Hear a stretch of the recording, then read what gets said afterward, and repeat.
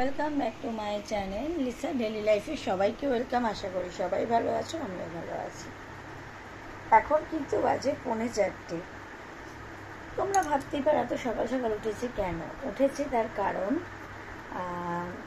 একটা বিশেষ দরকারের জন্য আমাদের এক জায়গায় যেতে হবে। কোথায় যেতে হবে, কেন যেতে হবে, সব কিছুই তোমরা স্টেপ বাই স্টেপ জানতে পারবে। এইবার ব্যাপারটা হলো, সেই জন্য কিছু জিনিসপত্র আমার কেনাকাটা করা ছিল। কিছু পৌঁছাতে পেরেছি, কিছু পারিনি। সেই জন্য সেই জিনিসপত্রগুলি ওয়ার্ডরোব থেকে বের করলাম। বের করে আমি সেগুলিকে প্যাকেট করলাম। এবার তাদের সাথে কবে আমার দেখা হবে বা কবে আমি গিয়ে তাদের সাথে পৌঁছাতে পারবো, সেগুলি আমার কাছে এখনও অধরা। তাই আমি ওইগুলি যেখানে আমি যাচ্ছি সেখানে রেখে আসবো। এই হলো একটা ব্যাপার। আমার এখানে শুধু এটা আমার মানে দিক থেকে নয়, এটা আমার হাজব্যান্ড এবং আমার শাশুড়ি মায়ের তরফ থেকে। আমি দিলে তো দিতেই পারি, আমি দিতে পারি না তা তো নয়, আমি দিতে অবশ্যই পারি এবং তারা দিচ্ছেন। এটা আমার শ্বশুরবাড়ির তরফ থেকে। এটা হলো একটা আন্তরিকতা ও ভালোবাসা। যাই হোক, আমার এখানে মানে অন্তরের ভালোবাসাটা রয়েছে। এই কথাগুলি বলার এইটাই আমার বিশেষত্ব। এত ভোরবেলা উঠে আমি কি করছি। আর কালকে রাতে তোমরা দেখে নিয়েছো আমি সবজি কেটে রেখেছি, আর কয়েক পিস চিকেন রয়েছে, ভাতও আছে। তা আমি ভেবেছি তরকারি সেরকম কিছু নেই। তা আমি ভেবেছি সামান্য একটু তেলে ওটাকে ভাজা মতন করে নেব, নিয়ে সকালে ব্রেকফাস্টটা আমরা 3 জনে করে নেব। এসে বেটার, আর কোনো ঝামেলা থাকলো না। এটা হলো একটা বেটার অপশান আছে। যাই করি তোমাদের সাথে শেয়ার করব। আর আজকে তো আমার হেল্পিং হ্যান্ড আসার কথা। সে কখন আসবে? সে তো 7টায় আসবে বলেই দিস। হ্যাঁ 7টায় আসবে। হ্যাঁ 7টায় আসবে, তাই আমরা একটু রেস্ট নিয়ে নিই ততক্ষণ। আর হ্যাঁ, এখন অনেকেই দেখি বিয়ের 1 বছর না হতে লিকুইড সিঁদুর পরে। বাট আমি বিয়ের 1 বছর কি আমি 1 বছরের বেশি মনে হয় চাকরি করেছি, আমি কিন্তু লিকুইড সিঁদুর পরতাম না। এবার দেখো, সবার সব কিছু তো মেন্টালিটিতে থাকে না। কেউ আছে। আমি কিন্তু 1 বছর কোনো লিকুইড সিঁদুর পরতাম না। এখন তোমরা বলতেই পারো দিদিভাই তুমি তো এখন পর। এখনও মানে খুব রেয়ারেস্ট আমি কিন্তু লিকুইড সিঁদুরটা পরি। আমি সচরাচর লিকুইড সিঁদুর কিন্তু প্রেফার করি না। ঠিক আছে বন্ধুরা, চলো পরে আবার আসছি।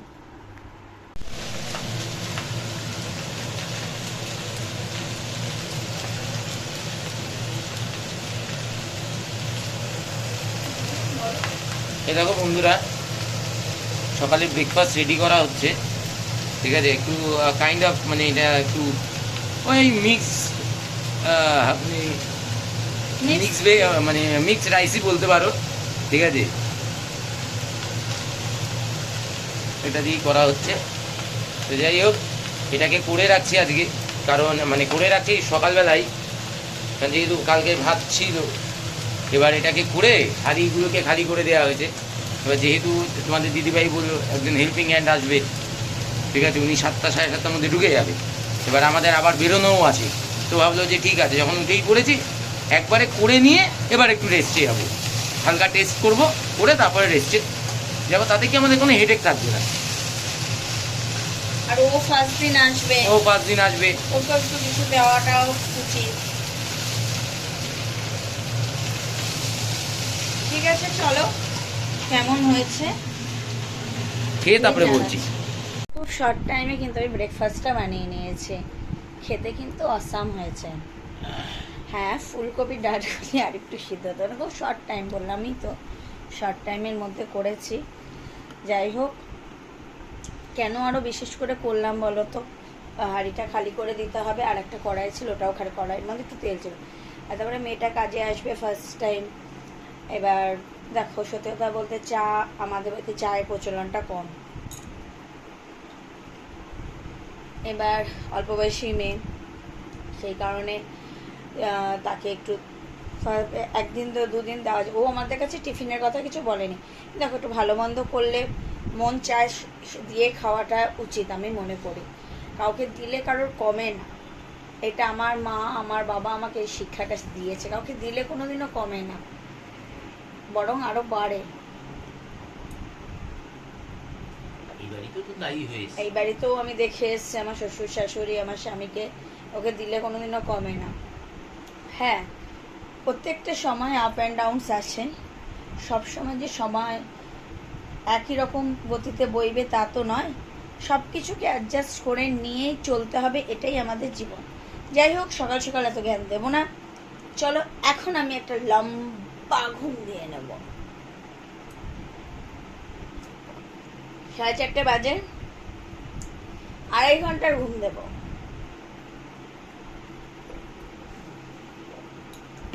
চলো আবার পরে আসছি। দেখো বন্ধুরা, আমার হেল্পিং হ্যান্ড এসেছিল, এসে খুব সুন্দরভাবে ও কাজকর্ম করে চলে গেছে। এদিকে সব কিছু গুছিয়ে গেছে, আমি রেখে দিয়েছি। আমার বড় মার মূর্তিটা এইভাবেই আমি রেখেছি। যেদিন পারবো আমি বড় মার মূর্তিকে আমি এখানে ভালো করে সুন্দর করে প্রতিষ্ঠিত করব।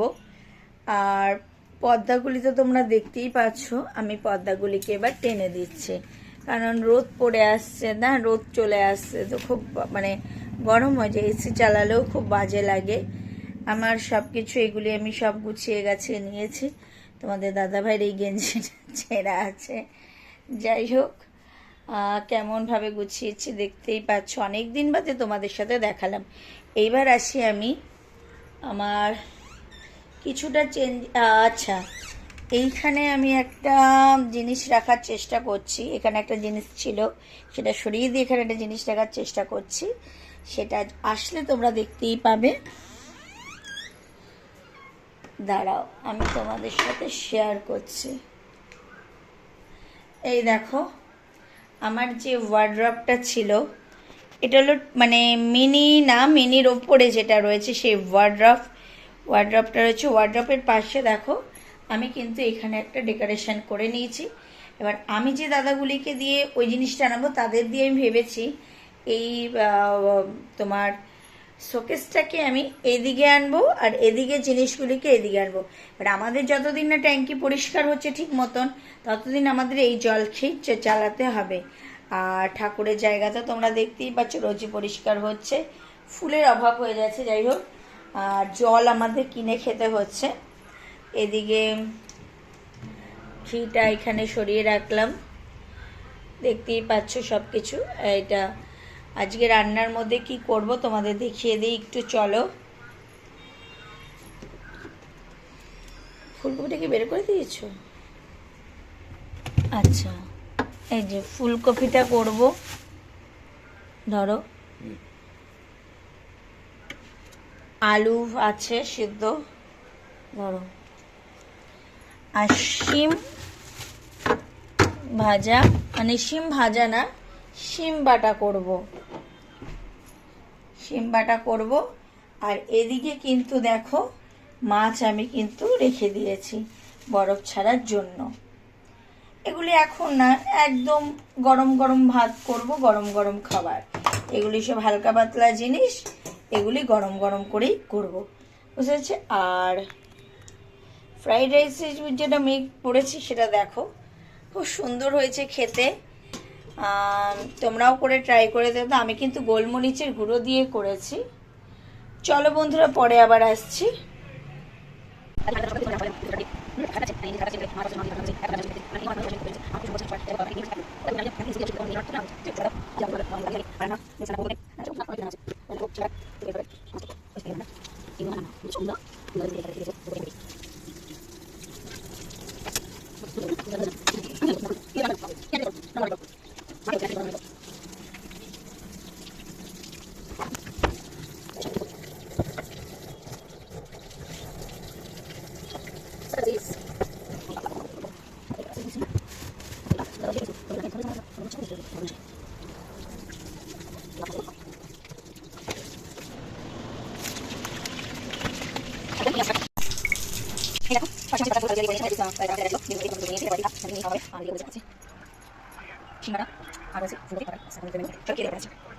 দেখো অলমোস্ট আমাদের লাঞ্চ কমপ্লিট হয়ে গেল। আমি আবার নাইটটা চেঞ্জ করে নিয়েছি, চেঞ্জ করে নিয়ে একটু পরবাসের সাথে একটু কথাবার্তা বলবো, দরকারি কাজের কথা আছে সেগুলি বলবো, দেন তারপরে দেখা যাক কি করি না করি। তো দেখালাম এই যে ঝটপট করে, মানে তুমি বিশ্বাস করবে না, তোমাদের দাদাভাই আমাকে সিমটা খালি পেস্ট করে দিয়েছিল। আমি বলছি তুমি সিমটা পেস্ট করো। এদিকে আমার ফুলকপিটা কাটা আর আলুটা কাটা ছিল, ওটাকে আমি ভাপে করে রেখে দিয়েছিলাম। মাছটা নুন হলুদ মাখানো ছিল। শাশুড়ি মা ভাতটা বসিয়ে দিয়েছে, মানে আমার চোখটা লেগে গেছিলো বলে শাশুড়ি মা বললো না থাক, ভাতটা হয়ে গেলে অন্তত কিছু হলো ঘি দিয়ে ভাত দিয়ে খেতে পারবে। যাই হোক, আমাদের যেহেতু সত্যি কথা বলতে খাবার কোনো রকম ঝামেলা নেই, আর নিচেই মিষ্টির দোকান আছে, দরকার হলে ঘি না খেতে চাইলেও বাটার আছে, বাটার দিয়ে খেয়ে নিতে পারবো। আর এক গামলা ভিজানো ছিল, তোমরা দেখেওছো, আমি সব পর্দাগুলি কালকে খুলেছিলাম। সে এক গামলা পর্দাগুলি ছিল। তো শাশুড়ি ভাবলো যে রান্না করব, কেমন হবে না হবে, মানে উনি এখন অনেক দিন হয়ে গেছে রান্না না করতে করতে, না বলে না মানুষ না করতে করতে অভ্যাসটা হারিয়ে ফেলে, কেমন হবে না হবে, তার থেকে বাবা আমি ওই ভাত করে রেখে ওই ঘিসে তার থেকে আমি কেচে রাখি। সত্যি কথা বলতে উনি কেচে রেখেছে বলে আমার যে কতটা উপকার হয়েছে। তারপরে আমাকে বললো কি এখন তাহলে তোরা ঘি দিয়েই ভাত খেয়ে নে। তা তোমার দাদা ভাইও তাই এগ্রি হলো। আমি বললাম দাঁড়াও, সব যখন রেডি করা আছে, আমার দুটো ওভেন চালাবো, আমার করতে কতক্ষণ, ভাত হয়ে গেছে, আমি একদিকে ফুলকপি বসালাম, একদিকে শিম বাটা বসিয়ে দিলাম। তা দেখলাম এই যে তোমার ফুলকপি হয়ে গেছে, হয়ে গেলে শিম বাটাটাও হয়ে গেলো, দিলাম মাছটা ভাজতে দিয়ে দিলাম, মাছের ঝোল হয়ে গেল, বেশ খাওয়া দাওয়া কমপ্লিট। তাও মাছের ঝোল ধরানি, মাছের ঝোলটা রাতের জন্য তুলে রাখা হয়েছে। তাহলে আবার দেখো বুদ্ধি করে করলে কতটুকু সময় লাগে, তাই না? আর ওইদিকে একটা ভাজা ভাত তোমার সেই ভোরবেলা তবে করেই রেখেছে, না থাক ওটা টিফিনের কাজেও লেগে যেতে পারে, সন্ধ্যাবেলা একটা স্ন্যাক্স টিফিন লাগে, সেটাতেও কাজে লাগতে পারে। যাই হোক, চলো আবার পরে আসবো। গুড ইভিনিং বন্ধুরা। মা চা করেছে, তা আজকে আর মানে আমি চা করিনি, মাই চা করেছে, তা চাটা খাচ্ছি। আর অবাক কাণ্ড একটা জিনিস হয়েছে, দুপুরবেলায় খাওয়া দাওয়া করার পর একটু রেস্ট নিচ্ছিলাম, তখন পার্সেল এলো। এবার আমি জানি ফ্লিপকার্টের থেকে তো সব পার্সেল এসে গেছে, শুধু একটা মনে হয় এই বড় ঘরের একটা মনে হয় দরজার পর্দার পার্সেলটা আসবে। এবার হঠাৎ করে দেখছি একটা এই পার্সেলটা সাধারণত তোমার এটা কোনো ফ্লিপকার্ট, মিশো বা কোনো অ্যামাজন কোনো অ্যাপের ব্যাপার যে পার্সেল বলে তো আমার জানা নেই। বা এটা খুলতেও বেশ ভয় ভয় লাগে, জানি না কি আছে, দেখা যাক। যাই থাকুক না কেন, সারপ্রাইজ পার্সেল তো, বুঝেছো তো। এবার আমি যখন অর্ডার করি তখন তো করি, ঠিক আছে, আগে চাটা খেয়ে তারপরে তোমাদের পার্সেলটা দেখাচ্ছি। চা খেতে খেতেই পার্সেলটা ওপেন করি, এটা বেশ ইন্টারেস্টিং লাগছে।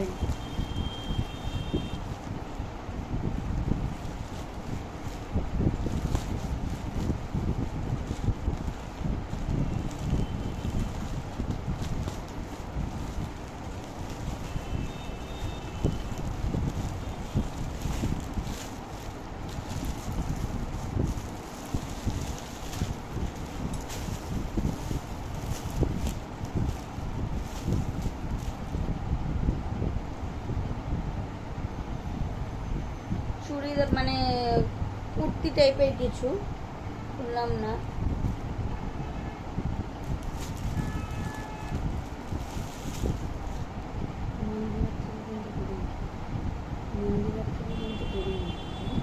মন্দিরের থেকে কিন্তু করিনি।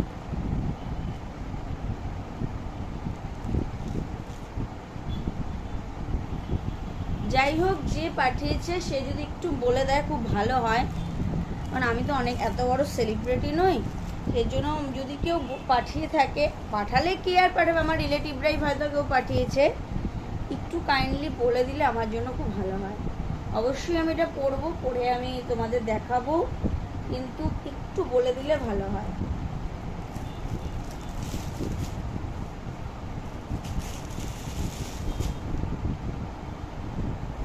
এই কালারটা তো খুব সুন্দর, প্রত্যেক কটা কালারই খুব পছন্দ হয়েছে।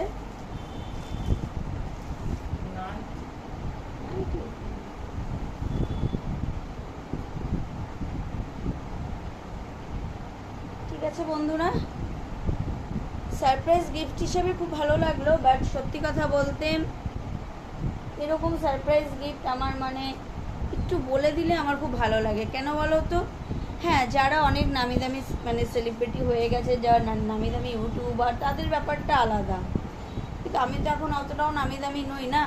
সেই জন্য এবার আমাকে যদি এরকম হট করে কেউ বাড়ির ওপরে এসে এরকম দেয়, জিনিসটা আমার কাছেও খুব একটু মানে অবাক এটা অবাকই লাগছে, কারণ আমি দেখছি এখানে কিছুই আমি কিন্তু এখানে দেখতে পাচ্ছি না। Order from Ramen Mukherjee.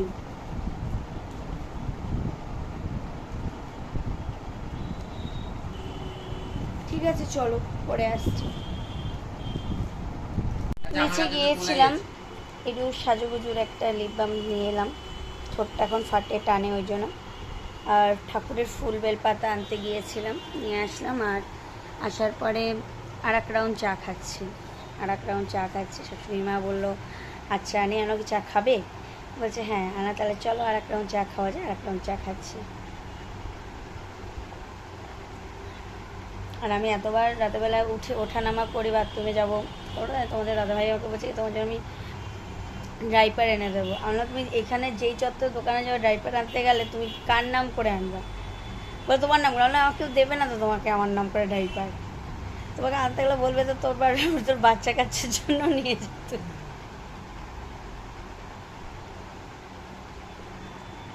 ঠিক আছে চলো এবার পরে আসছি।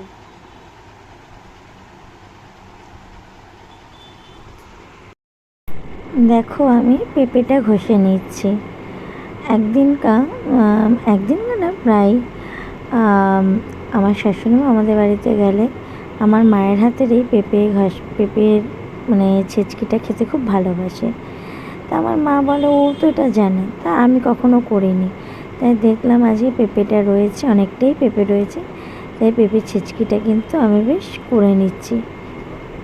আগামীকাল কি রান্না হবে তার প্রস্তুতি কিন্তু আমি নিয়ে নিয়েছি। কি হবে তাও তোমাদের সাথে এখনই বলে দিই। পেঁপে আলু ঘন্ট হবে, তার জন্য পেঁপেটাকে র্যাপারে ঘষে দেখিয়ে দিয়েছি এবং আলুটাকে কেটে নিয়েছি। ডিমের কারি হবে, তোমার কারির আলুটা কেটে নিয়েছি, পেঁয়াজটাকে কেটে নিয়েছি, ওটা পেস্ট করে নেব।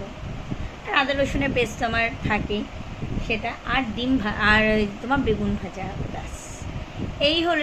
যদি ডাল করি সম্ভবত করতেও পারি, নাও করতে পারি, যদি লাগে তো করবো, না কারণ আগামীকাল সকালে আমার শাশুড়ি মার ইসিজি আছে, চোখের যেহেতু অপারেশন, তার আগামীকাল সকালে ইসিজি আছে। সেই কারণে ওই জন্য আমি রাতেবেলায় সব মোটামুটি গুছিয়ে নিয়েছি। যাতে আর বসেইছিলাম যখন, গুছিয়ে নিতে কি অসুবিধা, গুছিয়ে নিতে তার কোনো অসুবিধা নেই না। ঠিক আছে বন্ধুরা, চলো আবার তোমাদের সাথে একদম পরে ভিডিও এন্ডের টাইমে আসবো, এসে কথা বলবো। কারণ এখন আর সেরকম কিছু নেই, এখন তো জাস্ট একটু টিভি দেখবো, টিভি দেখে আমি জাস্ট একটু ডিনার করে নিয়ে তোমাদের সাথে আসবো। চলো, ভিডিওর একদম অন্তিম সময় চলে এসেছে, সমস্ত কিছু কমপ্লিট, ডিনার কমপ্লিট হয়ে গেছে। শাশুড়ি মাকে নিজের হাতে খাইয়ে দিয়েছে, উনি খেতে চাইছিলেন, উনি জলমুড়ি খাবে। আমি এইভাবে জলমুড়ি খেয়ে কতদিন তুমি বাঁচবে? তারপরে তোমার একটা অপারেশন হবে এত বড়, সব থেকে মেন জিনিস তোমাকে নিজেকে স্ট্রং থাকতে হবে, কারণ তোমার পাশে আমরা ছাড়া আর কেউ নেই। কিন্তু তোমার বাপের বাড়ি বলো, শ্বশুর বাড়ি বলো, কেউ নেই। এটা হলো বাস্তব জিনিস একদমই। যেমন ধরো আমি অসুস্থ হলে আমি জানি আমার বাপের বাড়ির দিকে প্রত্যেকটা লোক, যারা রেগেও আছে নাও রেগেছে, সবাই ঝাঁপিয়ে পড়বে। ইভেন তোমার দাদাভাইরও কিছু হলো, তারা প্রত্যেকে ঝাঁপিয়ে পড়বে জামাই হিসাবে, কিন্তু ওনার দিকে তো সেটা কেউ নেই না। তাই যাই হোক, সব কিছুর শেষে একটা কথাই বলবো, নিজেকে সুস্থ রেখে নিজেকে খাবারটা টাইমলি ঠিক মতো পারমিট করে তারপরে জীবনের লড়াইতে নামা উচিত প্রত্যেকটা মানুষের। যাই হোক, ওই 3টে নাইটি কোথা থেকে সারপ্রাইজ এলো আমি জানি না, রমেন মুখার্জি না রমেন চ্যাটার্জিকে এসে দিয়েছে।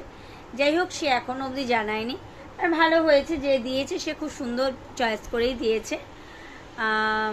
আমার তো ভালোই লেগেছে, খারাপ লাগেনি।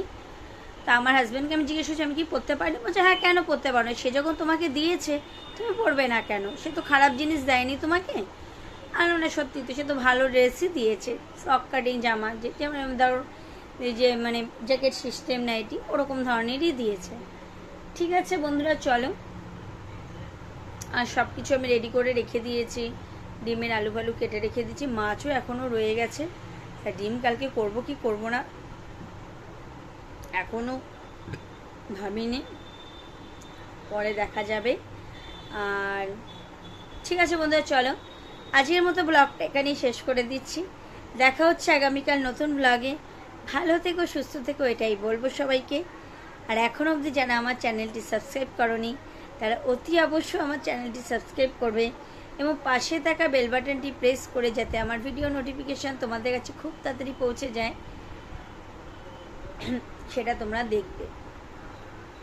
আর হ্যাঁ, তোমাদের কাছে একটা রিকোয়েস্ট আমি করবো, সেটা হলো স্মুথনিং, ন্যানোপলিশিয়া, স্ট্রেটনিং এগুলো প্লিজ করো না।